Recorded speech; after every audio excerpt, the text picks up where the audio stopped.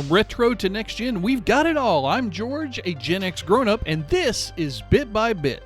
Here is an exciting and welcome bit from our friends over at TimeExtension.com. They expect Digital Eclipse and Nightdive Studios to work together a lot more in the future. Now, both of these guys, if I'm not mistaken, are under the Atari banner now, so this makes a lot of sense. But they've given some little quotes. As we start to trend into the 3D space of the latter platforms, I think you're going to inherently and organically see a lot more cross-pollination between our two groups. I can imagine in the future some potential projects where we're both working together. I think that's awesome news. I love both Digital Eclipse and Nightdive Studios. They're doing awesome things. Street Fighter, Tetris, System Shock, Turok, The Thing, of course, we've talked about. Power Rangers Rita's Rewind has been hot in the news this year. So yeah, this could be an exciting collaboration for retro gaming fans. Okay, guys, here's a roller coaster of a bit from RetroDodo.com. Back in March of this year, on my Bit by Bit segment, I talked about this analog 3D N64 being delayed. It was supposed to be shipped in Q1 of this year, and it got delayed until July. Well, yesterday, I saw an article on RetroDodo that said, hey, it's on its way now. And I'm like, great, I'm going to put that in my newest Bit by Bit video for you today. And then I went to load the article this morning to record the segment, and it's been updated. Now it's been delayed again, ladies and gentlemen. Oh my God, I can't believe this. So yes, there was a RetroDodo reader who went and got in touch with Analog, and Analog sent him a note saying, yes, it's going to be shipping in July. Your system, it's on its way. Hallelujah. And everybody was great. And then Analog posted this. Following last week's sudden tariff changes, Analog 3D will now be shipping next month. We're absorbing the cost. Your pre-order price stays the same. No additional charge. If you're absorbing the costs of all the crappy tariff stuff, why are you delaying shipping? You're just making it worse on yourself. These tariffs keep going up and down. Just ship the damn thing if you're going to do it.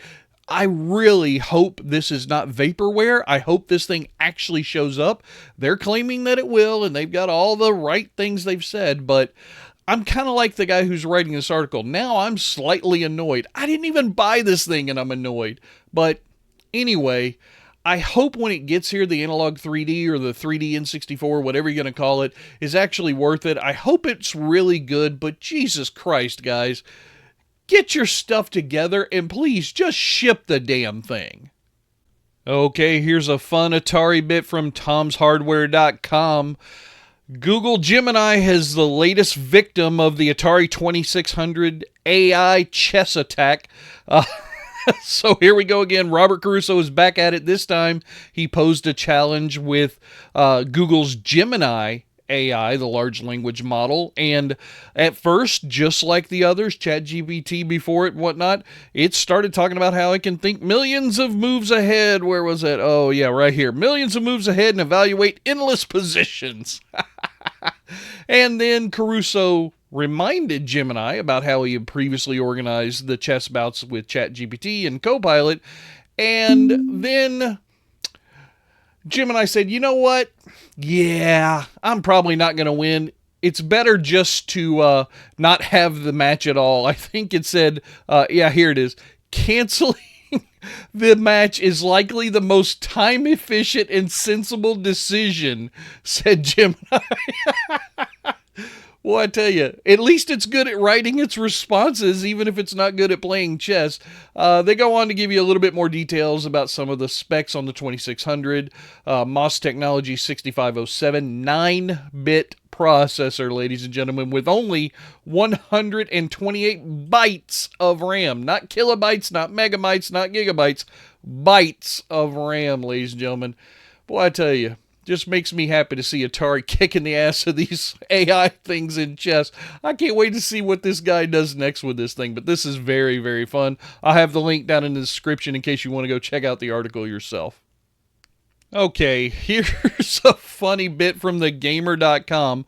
There was a BBC program that dedicated a segment to retro video game, and yeah, you can see it right here in the picture. They stuck an NES cartridge into a Super NES console live on screen while they were trying to do a cute little display of retro gaming consoles.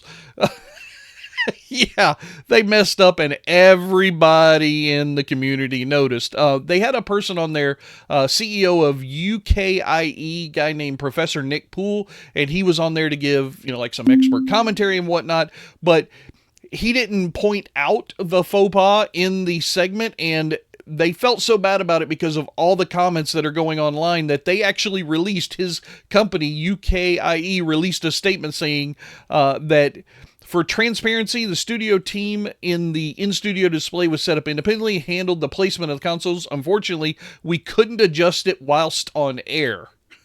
So, yeah, I'm sure he noticed it. A lot of other people did as well. There's a big discussion going on over in the subreddit Casual Nintendo, where there's a whole bunch of posts, and I'm sure that you can get a kick out of reading those posts. I'll have the link in the description to this article down below.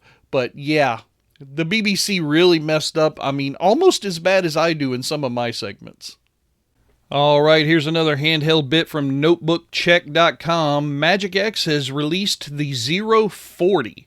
So this new unit is specifically designed to play vertical arcade machines and Nintendo DS emulated games. So that's kind of a unique thing. I think it may be the first one, and according to the article it is, that's been designed from the ground up to do that. Let's see, currently I believe it's like $75 from them is where you can buy it. There's a couple of videos down here from some other channels who have been given one, which, here at GenXGrownUp, I keep trying to talk to these companies so they'll start sending us some of these. So if you guys want to start reaching out to their websites and telling them to send these units to GenXGrownUp so we can start getting ourselves our hands on these things and start doing some in-depth reviews on them, we'd sure appreciate it. It's going to come with a 64 gigabyte micro SD card at that $75 price, 136 by 105 and 17 millimeter dimensions on the console itself. Now, one thing the article talks about is that this is playable in its native format here in this orientation, or that you can rotate it 90 degrees, but I don't quite understand how that would be playable, because if you take a look at this unit here, and it's the same unit in all these systems, black, white, but it's the same layout and configuration. If you turn this so that the buttons are on the bottom, you've got no control stick unless it's above the screen. And if you turn it the other way, you've only got control sticks and D-pads, but no buttons. So I don't really know how this is playable in a 90-degree rotated orientation for horizontal games, but I don't know. I haven't watched these videos yet, and we certainly haven't done one. I'll reach out to MagicX and see if they're willing to send us one so we can find that out for you, but this does look to be a very interesting system, a handheld device specific for Nintendo DS for just $75. It might be worth it. That's going to do it for the news making headlines in the gaming world right now. I am George, and if you want to see more, hit that subscribe button, and I'll keep on bringing you the news bit by bit.